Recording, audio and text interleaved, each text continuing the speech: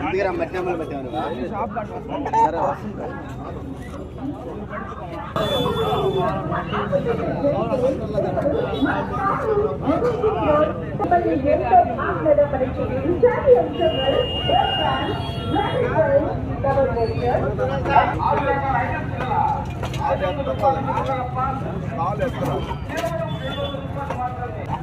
చూసుకో నీకు నచ్చితే అక్కడ చేస్తాను